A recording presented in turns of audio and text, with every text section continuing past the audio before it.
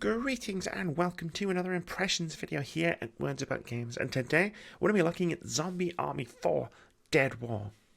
Zombie Army 4 is a co-op focused third-person shooter set in an alternate history where Hitler, upon staring down defeat during World War II, unleashed an army of zombies on the world. Following on from Zombie Army Trilogy, Zombie Hitler was defeated by the Resistance, but the undead themselves weren't stopped, continuing their unrelenting march across the world in what is now called the Dead War.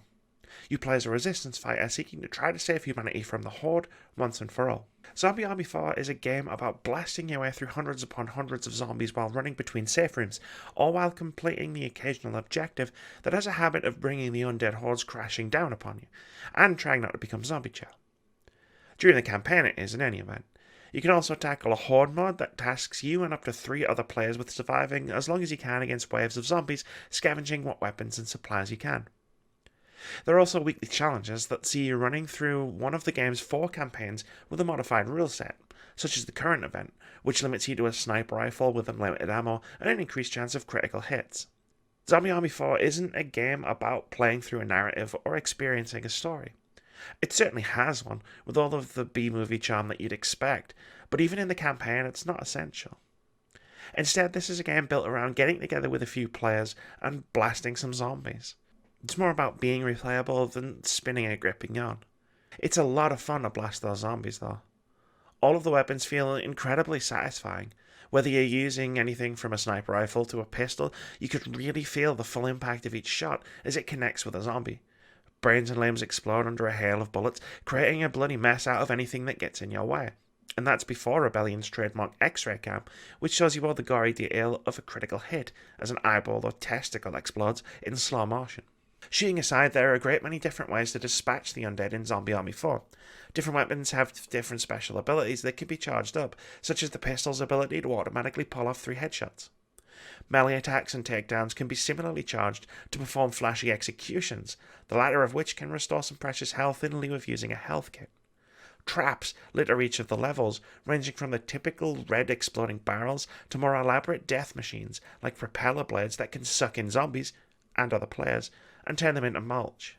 There are also a lot of zombies filling up your screen during the more intense moments the game has to offer, as well as a lot of different types of undead. From standard zombies to armoured giants, suiciders that charge you with explosives strapped to them, snipers, hulking brutes with heavy machine guns or flamethrowers, and many more. As you play, you'll be levelling up your character, which will unlock a bunch of stuff to help you fight the Dead War. Upgrade kits let you enhance your weapons, unlocking more damage, faster reloads, explosive rounds, and other stuff. There are also perks that can do things like increase your health regeneration or the damage radius of an explosion, as well as mods for your gear that can affect how they function. There are a lot of ways to tailor your character to suit your playstyle, which adds a welcome layer of customization to the game. And this is Zombie Army 4's great strength. It's designed around replaying levels over and over so that you'll eventually be used to their rhythms and objectives, but it gives you a multitude of ways to kill the undead and a multitude of different enemy types to kill. While I can't speak to how well it holds up over 100 hours, I can say that the game's matchmaking has meant I've replayed a few levels multiple times and not felt the slightest bit of fatigue. I'm just happy to have one more go around. This is definitely a much better experience in multiplayer than playing solo, however. I spent my first few hours playing the game alone and it's okay. I didn't hate the experience and even had a bit of fun during the more hectic set pieces of the campaign, but switching over to multiplayer gave me a far superior experience. There's something much more compelling about teaming up with other players, covering different angles, holding the line against unrelenting hordes, making desperate last stands, and more. At least it's superior when it works right. While the game is remarkably bug-free, online multiplayer definitely has some teething problems. There are no dedicated servers, which means the quality of an online session will largely rest on the internet speeds of whichever player is hosting a session, which in turn means that the quality of the game can vary.